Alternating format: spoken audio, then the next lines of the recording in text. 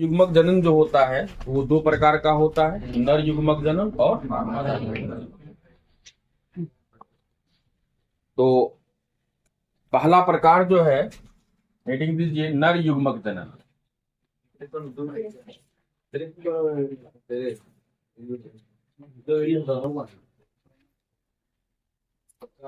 नर युग्मक जनन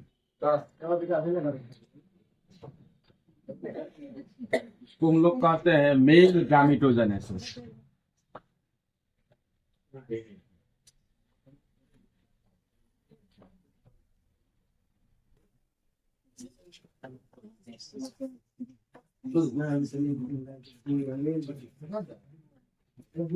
आप लोग से अगर ये पूछा जाए युग्मक का निर्माण किससे होता है,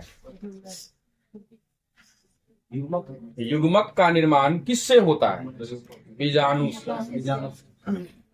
अब पूछा जाएगा नर युग्मक का निर्माण किससे होता है? लघु बीजाणु से। तो अब देखिए, आप लोग जान रहे हैं कि नर युग्मक का निर्माण लघु बीजाणु से होता है। अब उसी आधार पर हम लोग उसको परिभाषित कर लेंगे आसानी से। वो कैसे, देखिए। तो लिखेंगे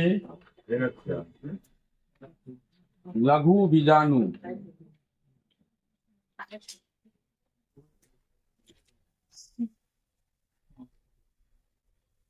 या इसको हम लोग कहते हैं परागकण।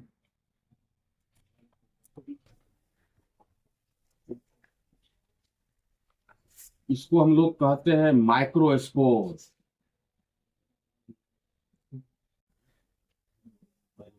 या इसको कहते हैं पोलन ग्रेन।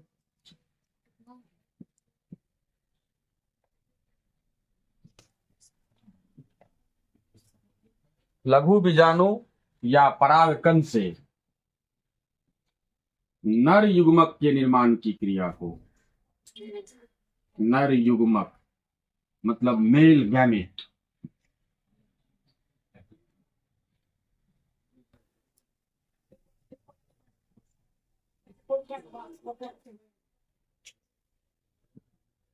के निर्माण की क्रिया को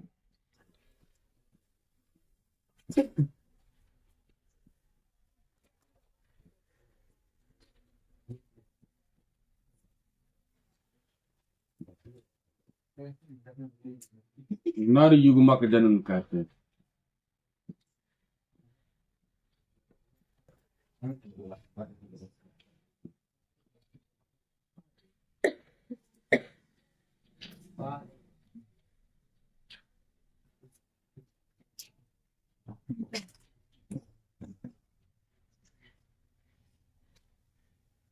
लिखेंगे the process of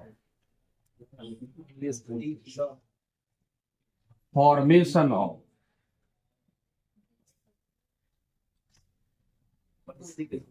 male gamete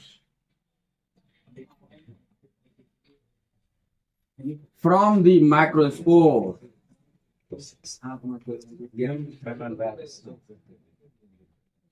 from the microspore or pollen grain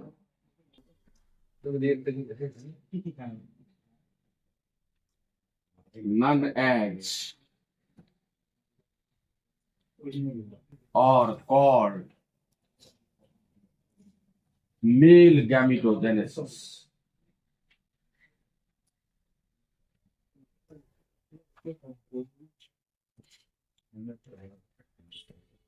जिसको अंग्रेजी में नहीं लिखना है मत लिखिए, हिंदी में लिखिए।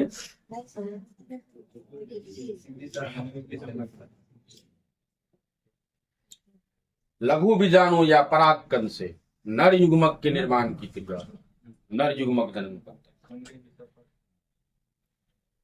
The process of formation of male gamete from the microspore or pollen grain, none as are called male gametogenesis।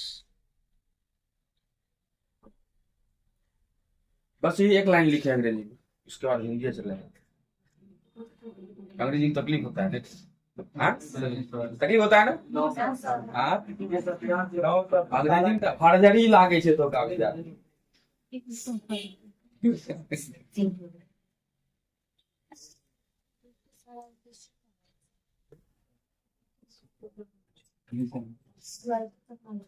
उसके बाद क्या लिखेंगे? नन एज और आर मतलब जाना जाता है या कहलाता है। नन एज का अर्थ होता है जाना जाता है, ओ आर और मतलब या होता है, कॉल्ड मतलब कहलाता है, जाना जाता है या कहलाता है।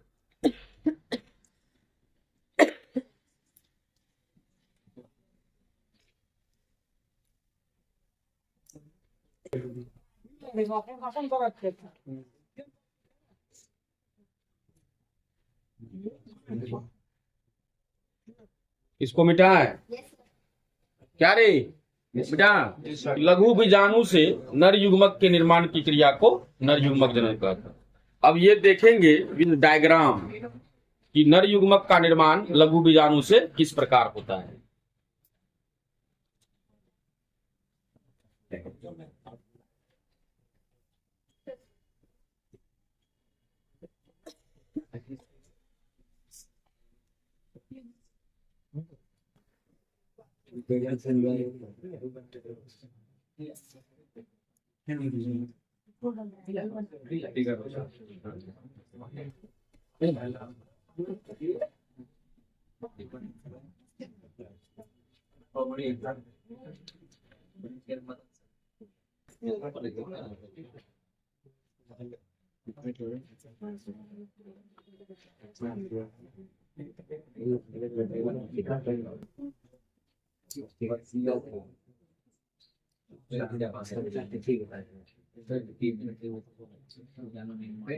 बनाएंगे सर। हाँ बनाना है।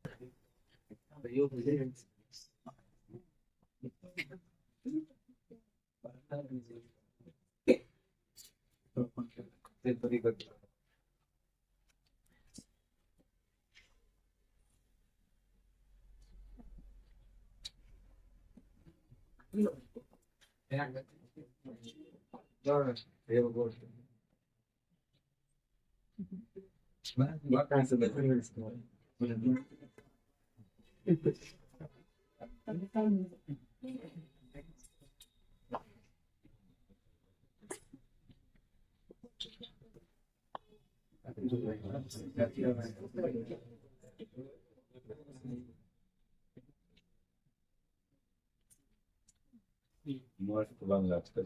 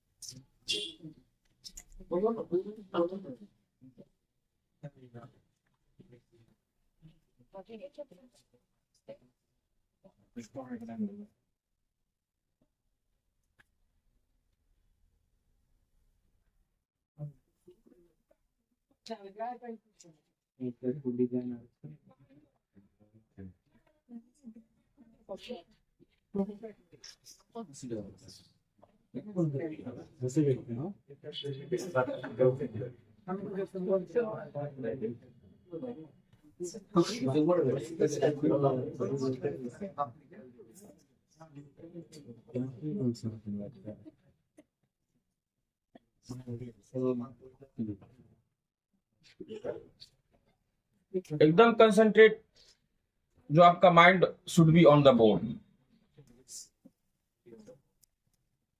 आप नर युग्मक जनन पढ़ रहे हैं। हमने क्या कहा? लघु बीजाणु से नर युग्मक के निर्माण की क्रिया को नर युग्मक जनन कहते हैं। ये जो आप देख रहे हैं, पहला फिगर मैंने बनाया है, ये आपका लघु बीजाणु या परागकण है। क्या है? इससे पहले भी क्लास में ये फिगर बनाए थे कि नहीं? Yes sir. यही जो फिगर है आपका क्या है? लघु बीजाणु या परागकण। देखो होता क्या है, पुंकेसर में बीजाणुधानी के अंदर, कितना बच्चा को समझ में नहीं आ रहा होगा, ये देखिए पुंकेसर है और इसमें ये बीजाणुधानी है। कौन सा बीजाणुधानी? लघु बीजाणुधानी। और इसके अंदर ढेर सारा कोशिका होता है जिसको लघु बीजाणु या परागकण कहते हैं। तो ये जो आप देख रहे हैं, एक परागकण या एक लघु बीजाणु कोशिका का फिगर है। और इस लघु बीजाणु या परागकण में जो आप देख रहे हैं, सबसे बीच में क्या है? केंद्रक है। और आप लोग जानते भी हैं, कोशिका के बीच में एक गोलाकार संरचना पाई जाती है जिसे केंद्रक कहते हैं। अब देखिए, ये लघु बीजाणु या परागकण का एक कोशिका का डायग्राम हम खींचे हैं। इसमें बाहर वाला जो सतह है, इसको क्या कहते हैं? बाह्यचोल, मतलब एक्जाइन। भीतर वाला सतह जो है उसको कहते हैं अंतःचोल, मतलब इंटाइन। अंतःचोल में ये छिद्र जो आप देख रहे हैं, इसको कहा जाता है जनन छिद्र, जर्मपोर। इससे पहले क्लास में लिखाया गया है। अब देखिए होता क्या है, जब लघु बीजाणु या परागकण से जो है नर युग्मक का निर्माण होता है। आप यहां देखिए पहला फिगर, ये लघु बीजाणु या परागकण है। ये भी लघु बीजाणु या परागकण ही है, लेकिन इस लघु बीजाणु या परागकण में आप देखिए, ये जो नली है, इस नली को हम लोग क्या कर रहे हैं? पराग नली। तो पराग नली में दो नर युग्मक का निर्माण हुआ है। कितना? यहाँ नर युग्मक की संख्या कितना है? 2 है। और ये दोनों क्या है? नर युग्मक है। तो आपको ऐसा लग रहा है ना कि ये लघु बीजाणु है, और लघु बीजाणु से ही जो है, लघु बीजाणु में क्या होता है? 2 नर युग्मक का एक समय में एक साथ निर्माण होता है। आपको देखिए ऑब्जेक्टिव क्वेश्चन पूछा जाएगा, कि लघु बीजाणु से जो नर युग्मक का निर्माण होता है वह कितनी की संख्या में होता है? नर युग्मक कितना दिख रहा है? दो। उसमें दे देगा 4, 2, 3, 8, क्या हो जाएगा? 2 हो जाएगा। अब देखिए होता क्या है, ये लघु बीजाणु या परागकण है, सबसे पहले लघु बीजाणु या परागकण कोशिका से के केंद्रक में, किसमें? ये लघु बीजाणु या परागकण कोशिका है ना, इसमें केंद्रक है ना, इस पूरे संपूर्ण संरचना को क्या कह रहे हैं? लघु बीजाणु या परागकण कहते हैं। ये दोनों को क्या कहते हैं? नर युग्मक कहते हैं। तो ये नर युग्मक जो किसमें बना, तो किससे बना होगा? लघु बीजाणु से। इसलिए परिभाषा में बताए हैं लघु बीजाणु से या परागकण से नर युग्मक के निर्माण की क्रिया को नर युग्मक जनन कहते हैं। अच्छा बताइए तो, जब ये नर युग्मक लघु बीजाणु से बना है अर्थात परागकण से बना है, तो नर युग्मक के निर्माण का सबसे पहला चरण किसको मानिएगा? जिससे बना है। तो किससे बना है? लघु बीजाणु से। तो सबसे पहला पॉइंट आप लोग वर्णन में लिखिएगा कि लघु बीजाणु को, ध्यान सुनिए, आपको लिख के लाना है कल, लघु बीजाणु को नर युग्मक के निर्माण का सबसे पहला चरण माना जाता है। क्योंकि हम जान रहे हैं ना कि लघु बीजाणु से ही क्या बनता है? नर युग्मक। इसलिए पहला पॉइंट क्या कहेंगे? लघु बीजाणु को नर युग्मक के निर्माण का सबसे पहला चरण माना जाता है। फिर नीचे एरो साइन देंगे, लिखेंगे क्या? नर युग्मक के बनने के दौरान सबसे पहले लघु बीजाणु या परागकण के केंद्रक में समसूत्री विभाजन होता है। कौन सा विभाजन? किसमें होता है? केंद्रक। क्या कहेंगे? सबसे पहला पॉइंट क्या बताए हम? लघु बीजाणु को नर युग्मक के निर्माण का सबसे पहला चरण माना जाता है। दूसरा पॉइंट, नर युग्मक का जब निर्माण शुरू होता है तो सबसे पहले लघु बीजाणु के कोशिका के केंद्रक में समसूत्री विभाजन होता है, जिसके फलस्वरूप 2 केंद्रक का निर्माण होता है।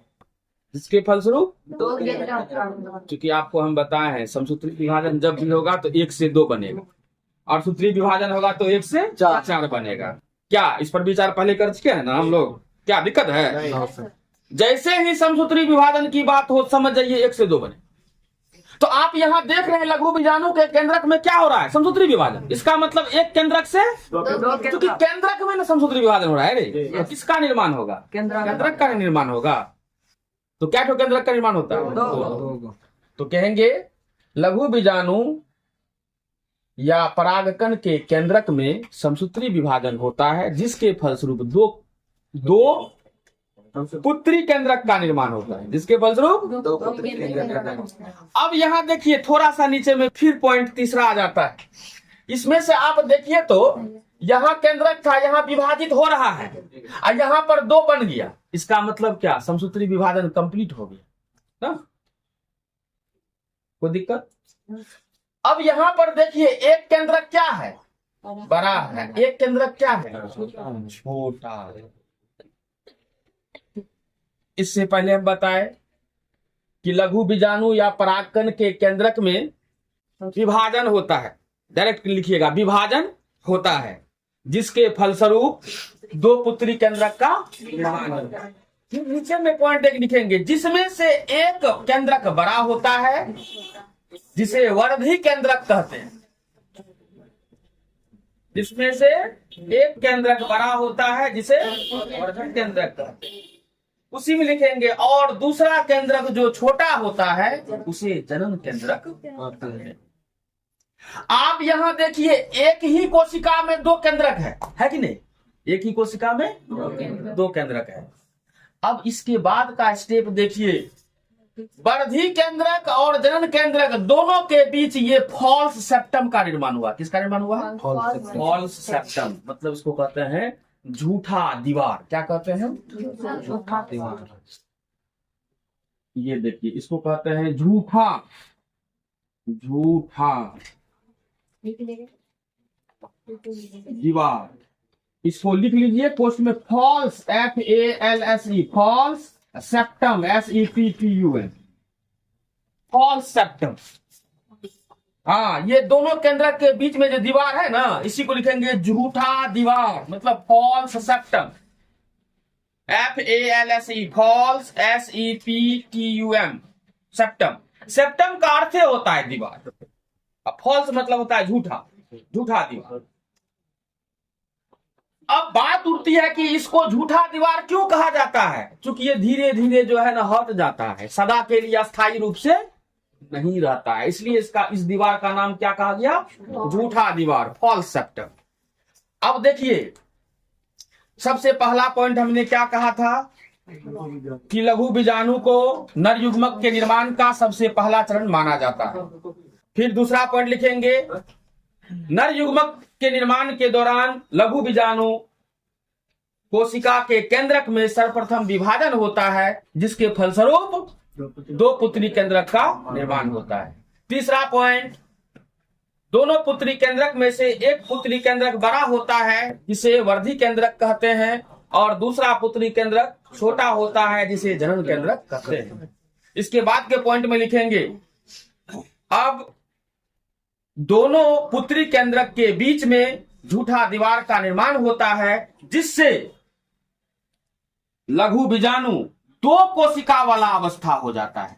अब देखिए, एक कोशिका ये हो गया, एक कोशिका ये हो गया। मान लीजिए आप वो लोग से पहले पढ़ाए थे ना, ये मान लो सेल है, तो सेल में देखो दो भाग ना है, ये केंद्रक है, ये कोशिका द्रव है, तो इसमें भी देखो तो ये केंद्रक है, ये कोशिका द्रव आ गया ना, इसमें भी देखो तो ये केंद्रक है, ये कोशिका द्रव आ गया ना। इसका मतलब यहाँ पर देखो तो एक के कोशिका द्रव में दोनों केंद्रक, मतलब एक ही सेल में दो केंद्र, लेकिन यहाँ एक कोशिका है कि दो कोशिका, देखो तो दो कोशिका का निर्माण क्यों हो गया, फॉल्स सेप्टम बनने के कारण, झूठा दीवार, फॉल्स सेप्टम बनने के कारण क्या कोशिका बन गया, दो कोशिका।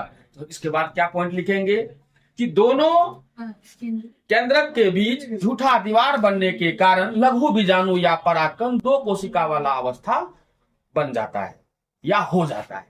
यहां तक में दिक्कत है। अब लिखेंगे इसके बाद का पॉइंट, धीरे धीरे वर्धी केंद्रक नष्ट हो जाता है। यहाँ पर देखिए कितना बड़ा है वर्धी केंद्र, यहाँ देखिए छोटा कर दिए ना, तब क्या लिखे यहाँ, वर्धी केंद्रक धीरे धीरे नष्ट हो जाता है, वर्धी केंद्रक धीरे धीरे नष्ट हो जाता है, और जनन केंद्रक पराग नली में प्रवेश कर जाता है। वो दिक्कत है। और जनन केंद्रक क्या होता है, पराग नली में प्रवेश कर जाता है। अगर आप लोग से ये पूछा जाए कि ये पराग नली का निर्माण किसके द्वारा होता है, तो कहिएगा, ध्यान से सुनो, अगर पूछे ये पराग नली का निर्माण किसके द्वारा होता है, कहिएगा परागकण का ये अंतःचोल जो है ना, भीतर का सतह, इसके द्वारा होता है। देखा है ना, भीतर से ही निकला है ये बाहर का क्या है, बाह्य चोल, ये भीतर का क्या है, अंतःचोल। तो अंतःचोल ही ना बाहर निकला है, किससे होकर के, ये जनन छिद्र से होकर के। ये जो छिद्र है इसको क्या कहते हैं, तो ये कहता है कि लघु बीजाणु या परागकण का अंतःचोल जो है जनन छिद्र से होकर के बाहर निकलता है और एक नली जैसी रचना का निर्माण करता है, जिसे क्या कहते हैं, पराग नली। परागकण है ना नाम ये कोशिका का, अब परागकण में जो नली बनता है उसको क्या कहते हैं, पराग नली। तो पराग नली किस सतह के द्वारा बनता है, अंतःचोल के द्वारा। कोई दिक्कत, तो यहाँ पर जो आप लिखे कि परागकण जो है दो कोशिका वाला अवस्था हो जाता है, यहाँ तक तो लिख लीजिएगा। इसके बाद जब लिखिएगा तो एक पॉइंट जोड़ दीजिएगा। क्या जोड़ दीजिएगा, अब परागकण का अंतःचोल जनन छिद्र से होकर बाहर निकलता है और एक नली का निर्माण करता है, जिसे पराग नली। कोई दिक्कत, इसके बाद लिखिएगा कि वर्धी केंद्रक धीरे धीरे नष्ट हो जाता है और जनन केंद्रक पराग नली में चला आता है। कोई दिक्कत, अब यह जनन केंद्रक दो भागों में बट करके दो केंद्रक का निर्माण करता है, और प्रत्येक केंद्रक कोशिका द्रव से घिर करके, देख रहा है ना, कोशिका द्रव घिरा है ना, प्रत्येक केंद्रक कोशिका द्रव से घिर करके एक समय में एक साथ दो नर युग्मक का निर्माण करता है। एक समय में एक साथ दो नर युग्मक का निर्माण करता है। हो जाएगा, लिख के ला लेगा कोई नहीं।